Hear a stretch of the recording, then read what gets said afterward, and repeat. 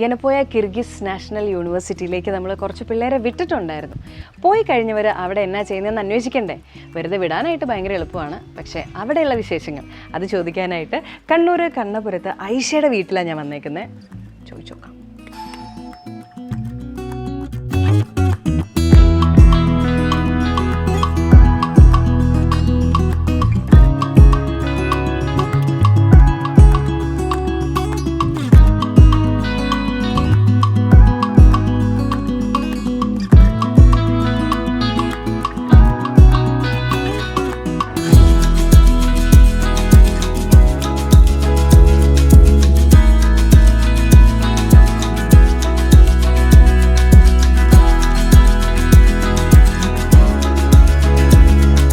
വിദേശത്ത് പോയി പഠിക്കുക എന്നുള്ളത് ഒരുപാട് പേരുടെയും സ്വപ്നമാണ്.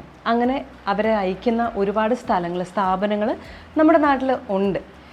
അയക്കുന്നത് വരെ നമുക്ക് അവരെ എല്ലാവരെയും അറിയാം. പക്ഷേ അയച്ച് കഴിഞ്ഞിട്ട് പിന്നീട് അവരെന്ത് ചെയ്യുന്നു, അവരവിടെ സന്തോഷത്തിലാണോ, ഈ കയറ്റുവിട്ട ആ സ്ഥാപനം എത്രത്തോളം അവരുടെ കാര്യങ്ങൾ നോക്കുന്നു എന്നൊക്കെ കൂടി അന്വേഷിക്കണ്ടേ?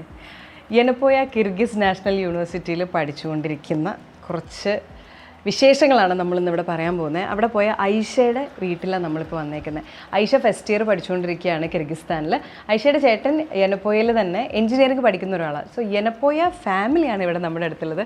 അപ്പോൾ ഞാൻ ചോദിക്കുകയാണ്, ഈ പോയ സമയത്ത് നമുക്ക് വിടുന്ന സമയത്ത് കുറേ ടെൻഷനുകളെല്ലാം കഴിഞ്ഞിട്ടാണല്ലോ വേണോ വേണ്ടയോ എന്ന് ഒരുപാട് ആലോചിച്ചിട്ട് അങ്ങോട്ട് വിടുന്നത്. പോയ ആളും അത് കഴിഞ്ഞ് കുറച്ച് നാൾ കഴിഞ്ഞിട്ട് വിളിച്ച ഐഷയും തമ്മിലുള്ള വ്യത്യാസങ്ങൾ എങ്ങനെയാണ്?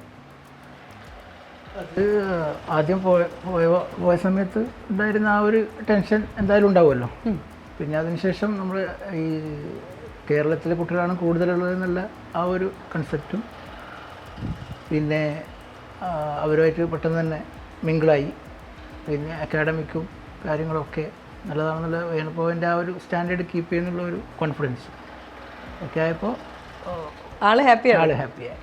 ഇപ്പോൾ ഇവിടെ നിന്ന് നമ്മൾ ഐഷയെ വിടുന്ന സമയത്ത് എന്തായാലും പെൺകുട്ടിയെ പുറത്തോട്ട് വിടാൻ സമയത്ത് ഭയങ്കര ടെൻഷൻ വരുമല്ലോ. അതായത് സേഫ് ആണോ, അവരുടെ കാര്യങ്ങൾ നോക്കാൻ ആളുണ്ടോ, ഹോസ്റ്റൽ എങ്ങനെയാണ്, ഫുഡ് എങ്ങനെയാണ്, പഠിക്കുമ്പോൾ ആരെങ്കിലും നോക്കാനുണ്ടോ, നമുക്ക് ഫോൺ ചെയ്യാൻ പറ്റുമോ, അങ്ങനത്തെ ഒരുപാട് കാര്യങ്ങൾ. അങ്ങനെ ഐഷയെ വിടുന്ന സമയത്ത് ഇതൊക്കെ ഉണ്ടായിരുന്നൊരു ടെൻഷൻ എന്തായിരുന്നു? നല്ല ടെൻഷൻ ഉണ്ടായിരുന്നു. പോയി അവിടെ ഇപ്പോൾ എല്ലാം വീഡിയോ കോൾ ചെയ്ത് കാണുന്നതുകൊണ്ട് ഡെയിലി കാണുന്നുണ്ടല്ലോ നമ്മൾ. ഓരോ ദിവസമുള്ള മാറ്റങ്ങൾ കാണുമ്പോഴത്തേക്ക് സമാധാനമുണ്ട്, സന്തോഷമാണ്. ഇപ്പൊ നല്ല ഹാപ്പിയാണ്. ഇപ്പൊ വീഡിയോ കോൾ കാണുന്നുണ്ടല്ലോ, ഡെയിലി കാണാൻ പറ്റുന്നുണ്ടല്ലോ. അപ്പൊ നമ്മളിവിടുന്ന് പറഞ്ഞു വിട്ട പോലെ എല്ലാ ദിവസവും വിളിക്കുന്നുണ്ട്. അപ്പൊ ഐറയാണ് ഇളയാള്. ഇത്ത പോകുന്നതിന് മുന്നേ ഇത്ത എങ്ങനെയും പോട്ടെ, മുറി എനിക്ക് കിട്ടും എന്നായിരുന്നു. അയ്യോ എൻ്റെ ഇത്ത പഠിക്കാൻ പോവാണോ, എനിക്ക് സങ്കടമായിരുന്നു പറഞ്ഞുകൊണ്ടിരുന്നേ. ഞാൻ ഫസ്റ്റ് പറഞ്ഞ് പോയ പാടെന്തൊരു സങ്കടമായിരുന്നു. അതിനുശേഷം വിളിച്ച് വഴക്കുണ്ടാക്കുന്നുണ്ടോ ഫോണിൽ കൂടെ? പാവം പിള്ളേരാണോ? ഒരു വഴക്കുമില്ലാത്ത പാവങ്ങൾ ഉള്ളൊരു വീടോ?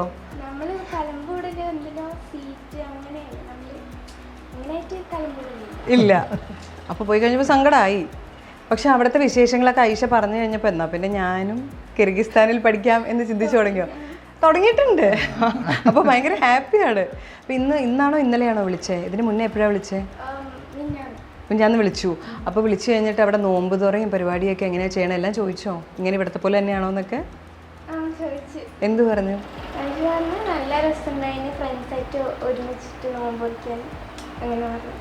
അല്ല, അപ്പോൾ ഈ പോയി കഴിഞ്ഞ ആൾക്ക് ഇപ്പോൾ തിരിച്ചു വരാൻ പ്ലാനൊന്നുമില്ലേ? എന്ത് തോന്നുന്നു? പോകാൻ നേരത്തെ മടിയൊന്നുമല്ല, ഇനി ഞാൻ കുറച്ചേ നാട്ടിലേക്ക് ഉള്ളൂ എന്നാണോ പറയണേ?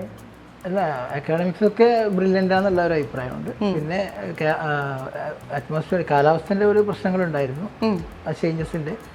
ഇപ്പോൾ ഓൾമോസ്റ്റ് ഓക്കെ ആയിട്ടുണ്ട്. പിന്നെ പോകുന്ന സമയത്ത് എല്ലാവരും പറയണ ഒരു സങ്കടമാണ് ഭക്ഷണം. അത് പ്രത്യേകിച്ച് അമ്മമാരോടാണല്ലോ അവരെപ്പോഴും പറയാം, എനിക്ക് ഇവിടുത്തെ ഈ ഭക്ഷണം കിട്ടണില്ല, ആ ഭക്ഷണം കിട്ടണില്ല. ഞാൻ ഹോസ്റ്റലിൽ നിന്ന സമയം പരാതി കംപ്ലീറ്റ് എൻ്റെ അമ്മയെ വിളിച്ചിട്ടായിരുന്നു, അമ്മ ഇവിടെ പുളിശ്ശേരിയില്ല, ഇവിടെ ആ കറിയില്ല, ഈ കറിയില്ല എന്നൊക്കെ.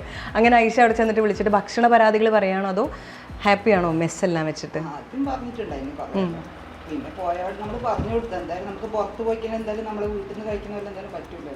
അവർക്ക് അവിടെ നിന്ന് എല്ലാ കുട്ടികൾക്കും ചെയ്യുന്ന പോലല്ലേ പറ്റുള്ളൂ. പിന്നെ ഇപ്പോൾ ഓക്കെയാണ്.